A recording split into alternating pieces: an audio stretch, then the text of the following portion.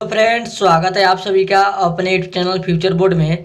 तो दोस्तों, आज के इस वीडियो में मैं बताने वाला हूँ क्लास 12 के लिए हिंदी का काफ़ी इंपॉर्टेंट प्रश्न जो हर साल बोर्ड एग्जाम में पूछे जाते हैं। तो इस वीडियो को शुरू से अंत तक देखिएगा। इस वीडियो को कहीं से स्किप मत कीजिएगा और इस चैनल पर नया तो चैनल को सब्सक्राइब कीजिएगा और वीडियो को लाइक जरूर कीजिएगा। तो चलिए स्टार्ट करते हैं आज का वीडियो। तो दोस्तों, यहाँ पे आपका पहला नंबर प्रश्न है, निम्नलिखित में कौन सी रचना उदय प्रकाश की है। आपका क्वेश्चन है, निम्नलिखित में कौन सी रचना उदय प्रकाश की है। तो याद रखिएगा कौन सी उदय प्रकाश की रचना है। तो याद रखिएगा कबूतर कबूतर राम में हारमोनियम। यहाँ पे इसका डी ऑप्शन राइट आंसर होगा, इनमें से सभी है। क्या आंसर सही होगा? D option, A B C, इसलिए यहाँ पे आपका डी ऑप्शन राइट आंसर होगा, इनमें से सभी है। चलिए अगले नंबर प्रश्न की ओर चलते हैं और ये भी क्वेश्चन बहुत ज़्यादा इंपॉर्टेंट है, इसको आप याद रखिएगा। तो दोस्तों, यहाँ पे आपका अगला नंबर प्रश्न है, उदय प्रकाश के माता जी का नाम क्या था। आपका क्वेश्चन है, उदय प्रकाश के माता जी का नाम क्या था, बताइए कमेंट करके क्या था। तो याद रखिएगा गंगा देवी नाम था। क्या नाम था? तो गंगा देवी नाम था, जो कि यहाँ पे आपका ए ऑप्शन राइट आंसर होगा। क्या नाम था? तो गंगा देवी नाम था। याद रखिएगा, ये भी क्वेश्चन बहुत ज़्यादा इंपॉर्टेंट है, हर साल बोर्ड एग्जाम में पूछे जाते हैं। आगे चलते हैं अगले नंबर प्रश्न की ओर। तो दोस्तों, यहाँ पे आपका अगला नंबर प्रश्न है, सूरदास हिंदी साहित्य के किस काल के कवि हैं। आपका क्वेश्चन है, सूरदास हिंदी साहित्य के किस काल के कवि है, बताइए कमेंट करके किस काल के कवि है। तो याद रखिएगा किस काल के कवि है, तो भक्ति काल के कवि है। किस काल के कवि है? तो भक्ति काल के कवि है, जो कि यहाँ पे आपका बी ऑप्शन राइट आंसर होगा। सूरदास हिंदी साहित्य के किस काल के कवि है। तो याद रखिएगा भक्ति काल के कवि है, जो कि यहाँ पे आपका बी ऑप्शन राइट आंसर होगा। आगे चलते हैं अगले नंबर प्रश्न को। तो दोस्तों, यहाँ पे आपका अगला नंबर प्रश्न है, सत्संग में किनकी अभिरुचि थी। आपका क्वेश्चन है, सत्संग में किनकी अभिरुचि थी, बताइए कमेंट करके किनकी अभिरुचि थी। तो याद रखिएगा सूरदास की अभिरुचि थी, जो कि यहाँ पे आपका बी ऑप्शन राइट आंसर होगा। सत्संग में किनकी अभिरुचि थी। तो याद रखिएगा सूरदास की अभिरुचि थी, जो कि यहाँ पे आपका बी ऑप्शन राइट आंसर होगा। चलिए अगले नंबर प्रश्न की ओर चलते हैं।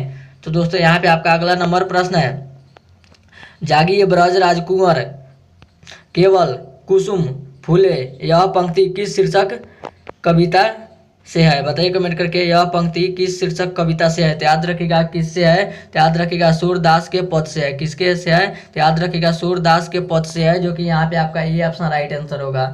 चलिए अगले नंबर प्रश्न की ओर चलते हैं। तो दोस्तों, यहाँ पे आपका अगला नंबर प्रश्न है, निम्नलिखित में कौन कवि सगुण भक्ति धारा के है। आपके क्वेश्चन है, निम्नलिखित में कौन कवि सगुण भक्ति धारा के है, बताइए कमेंट करके कौन सा है। तो याद रखिएगा सूरदास का है। किसका है? तो सूरदास का है, जो कि यहाँ पे आपका सी ऑप्शन राइट आंसर होगा। चलिए अगले नंबर प्रश्न की ओर चलते हैं। तो दोस्तों, यहाँ पे आपका अगला नंबर प्रश्न है, जायसी के काव्य की कौन सी भाषा थी। आपका क्वेश्चन है, जायसी के काव्य की कौन सी भाषा थी, बताइए कमेंट करके कौन सी भाषा थी। तो याद रखिएगा अवधी थी। कौन थी? तो अवधी थी, जो कि यहाँ पे आपका सी ऑप्शन राइट आंसर होगा। चलिए अगले नंबर प्रश्न की ओर चलते हैं। तो दोस्तों, यहाँ पे आपका अगला नंबर प्रश्न है, जायसी के पिता का नाम क्या था। आपका क्वेश्चन है, जायसी के पिता का नाम क्या था, बताइए कमेंट करके पिता का नाम क्या था। तो याद रखिएगा शेख ममरेज था। क्या था? तो शेख ममरेज था, जो कि यहाँ पे आपका बी ऑप्शन राइट आंसर होगा। क्या होगा? तो शेख ममरेज था। चलिए अगले नंबर प्रश्न की ओर चलते हैं। तो दोस्तों, यहाँ पे आपका अगला नंबर प्रश्न है, निम्नलिखित में कौन सी रचना जायसी जी की नहीं है। आपका क्वेश्चन है, निम्नलिखित में कौन सी रचना जायसी जी की नहीं है। तो याद रखिएगा कौन सी नहीं है। तो यहाँ पे सूर सागर नहीं है। कौन सी नहीं है? तो सूर सागर नहीं है, जो कि यहाँ पे आपका डी ऑप्शन राइट आंसर होगा।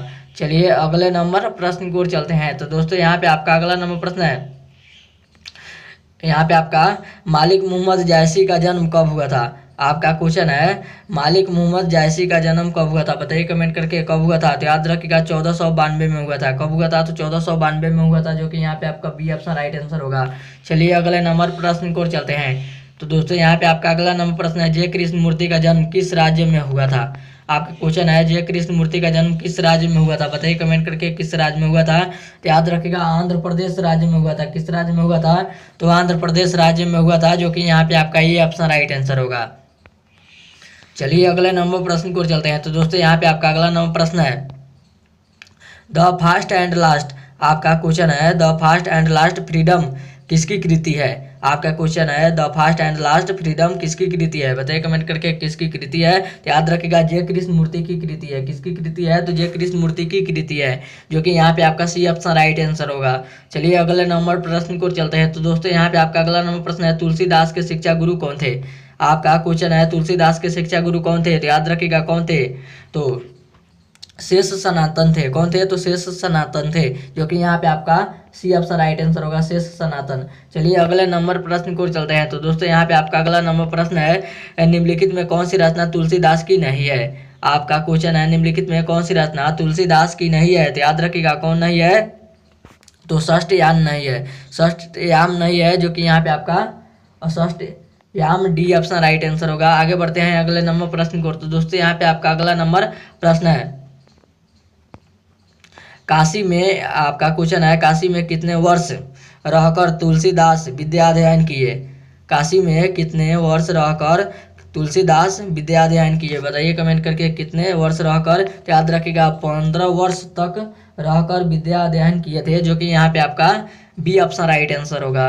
चलिए अगले नंबर प्रश्न को चलते हैं। तो दोस्तों यहाँ पे आपका अगला नंबर प्रश्न है, बरवे रामायण किसकी रचना है? आपका क्वेश्चन है, बरवे रामायण किसकी रचना है? बताइए कमेंट करके किसकी रचना है। तो याद रखिएगा तुलसीदास की रचना है। किसकी रचना है? तो तुलसीदास की रचना है, जो कि यहाँ पे आपका सी ऑप्शन राइट आंसर होगा। चलिए अगले नंबर प्रश्न को चलते हैं। तो दोस्तों यहाँ पे आपका अगला नंबर प्रश्न है, तुलसीदास का सर्वश्रेष्ठ महाकाव्य कौन है? आपका क्वेश्चन है, तुलसीदास का सर्वश्रेष्ठ महाकाव्य कौन है? बताइए कमेंट करके कौन है। तो याद रखिएगा कौन है? तो रामचरित कौन है? तो मानस है, रामचरित मानस यहाँ पे आपका सी ऑप्शन राइट आंसर होगा। चलिए अगले प्रश्न को चलते हैं। तो दोस्तों यहाँ पे आपका अगला नंबर प्रश्न है, कौन सी रचना सूरदास की है? बताइए कमेंट करके कौन सी रचना सूरदास की है। तो याद रखिएगा सूर सागर की है। कौन सी रचना सूरदास की है? तो सूर सागर की है, जो कि यहाँ पे आपका ए ऑप्शन राइट आंसर होगा। चलिए अगले नंबर प्रश्न को चलते हैं। तो दोस्तों यहाँ पे आपका अगला नंबर प्रश्न है, मीरा ने अपना प्रियतम किसे माना है? आपका क्वेश्चन है, मीरा ने अपना प्रियतम किसे माना है? बताइए कमेंट करके किसे माना है। तो याद रखिएगा अपना प्रियतम किसे माना है? बताइए कमेंट करके। तो याद रखिएगा कृष्ण को माना है। किसको माना है? तो कृष्ण को अपना प्रियतम माना है ये। चलिए अगले प्रश्न को चलते हैं। तो दोस्तों यहाँ पे आपका अगला नंबर प्रश्न है, तो दोस्तों यहाँ पे आपका अगला नंबर प्रश्न है, सूरदास की अनुमानित जन्म तिथि क्या है? आपका क्वेश्चन है, सूरदास की अनुमानित जन्म तिथि क्या है? बताइए कमेंट करके क्या है। तो याद रखेगा 1478 ईस्वी में हुआ था। कब हुआ था? तो 1478 ईस्वी में हुआ था। और ये था आपका वीडियो का लास्ट क्वेश्चन। उम्मीद करते हैं वीडियो आप सभी को बहुत ही अच्छा लगा होगा। तो इस वीडियो में जाते जाते इस वीडियो को जरूर एक लाइक कर दीजिएगा, और चैनल पर नया तो चैनल को सब्सक्राइब जरूर कीजिएगा। तब तक मिलते हैं अगले वीडियो में, तब तक bye bye, thank you for watching. मिलते हैं अगले वीडियो में।